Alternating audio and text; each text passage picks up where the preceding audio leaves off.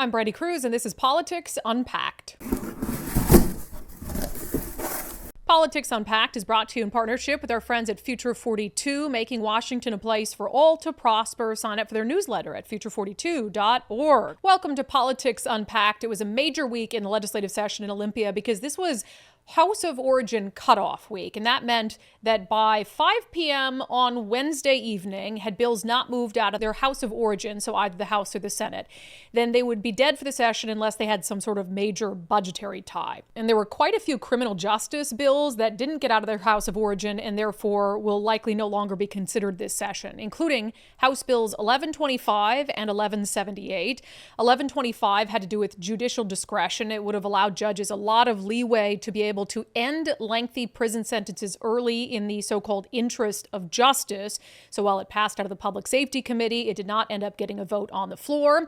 Also dead for the session is House Bill 1178 on sentencing enhancements. It would have lowered certain sentencing enhancements, including for individuals who commit gun crimes, who commit gang crimes, and parents who cook meth around their kids. Also dead for the legislative session is a controversial bill on the House side, 1399. This would have increased state control over local elected sheriffs. This was a bill that elected sheriffs pushed back against, and ultimately Democrats did not have the number of votes they needed to pass it, so they didn't even bother bringing it to the floor. Over on the Senate side, a criminal justice bill that also did not make it to the floor for a vote was Senate Bill 5266. This was controversial because it would have allowed juvenile offenders to petition for early release at the age of 24, even if they killed up to 2 people. It then would have required taxpayers to foot the bill for their rent or housing if they were granted early release. So none of those bills are advancing this session, but I think the big story from House of Origin cutoff day was definitely parental rights. So this was the final bill before the 5 p.m. deadline that Democrats in the House decided to move to the floor. But of course, the debate over it lasted well into the evening and into the next day, with a vote not taking place until 2:30 in the morning on House Bill 1296. Madam Speaker, the state doesn't own our kids. Please vote no on this bill. Further remarks? Seeing none, the question before the House is final passage of engrossed substitute House Bill 1296. Madam Speaker, there are 56 yeas, 37 nays, 5 excused. Having received a constitutional majority, engrossed substitute House Bill 1296 is declared passed. But that vote, of course, happened after 6.5 hours of intense debate, with Republicans introducing a number of amendments to try to, in their view, improve the bill, including an amendment that would have added simple language to the bill that said parents are the primary stakeholder in their kids' lives. May I read from the amendment? Please proceed. The legislature finds that parental involvement is a crucial factor in shaping the educational outcomes of students and contributing to the well-being of society. Parents are the primary stakeholders in their children's upbringing. When parents actively engage in their child's education, it enhances the student's academic performance, motivation, and overall development. Strong parental involvement also fosters a supportive learning environment, both at home and school, helping students develop confidence, resilience, and a sense of responsibility. Moreover, active participation from parents in their child's education builds a stronger school community, promotes positive behavior, and supports the creation of a more equitable learning opportunities. Ultimately, when parents and schools work together, it benefits the individual student and strengthens society by nurtured, educated, responsible, and engaged citizens. Ultimately, that amendment was voted down. All of those in favor, say aye. Aye. All of those opposed, say nay. No. The amendment is not adopted. There was also a head-scratcher of a moment during debate when Republicans introduced an amendment to try to further specify what the term gender expansive means.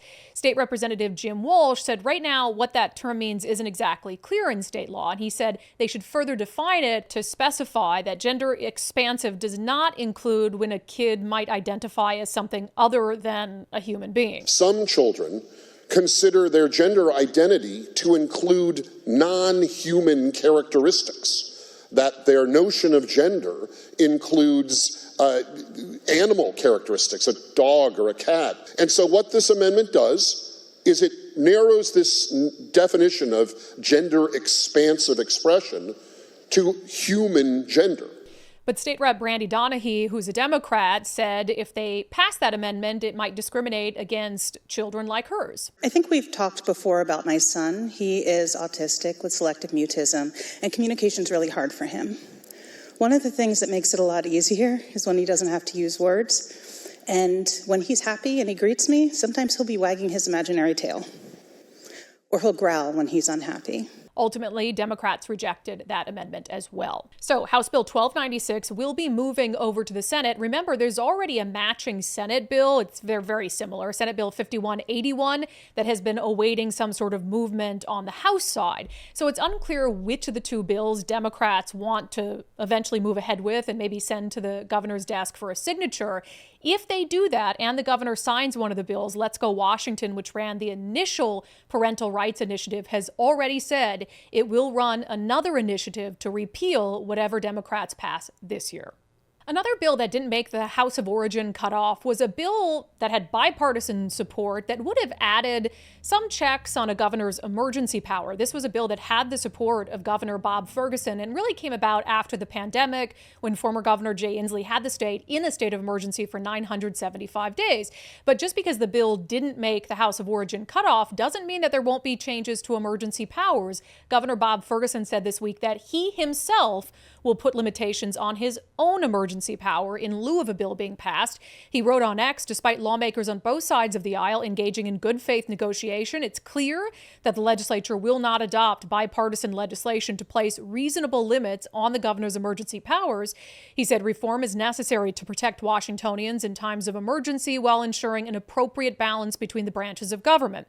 Consequently, I commit to the people of Washington and the legislature that I will take the following actions in the event of an emergency when the continuity of government has not been disrupted.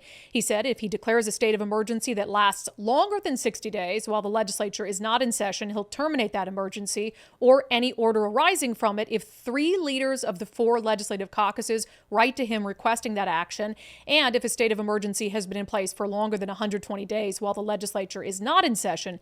He says he'll call a special session to give the legislature the opportunity to terminate an emergency order or declaration. He says the policy will remain in effect as long as he's governor. That has been Politics Unpacked for this week of the legislative session. I'm Brandi Kruse. Have a fantastic weekend. Politics Unpacked is brought to you by Future 42, making Washington a place for all to prosper. Sign up for their newsletter at future42.org. And in the meantime, join us 4 days a week for our live show, Undivided, where we give context and have important conversations about what's happening in Washington state and beyond. undividedpod.com. That's undividedpod.com.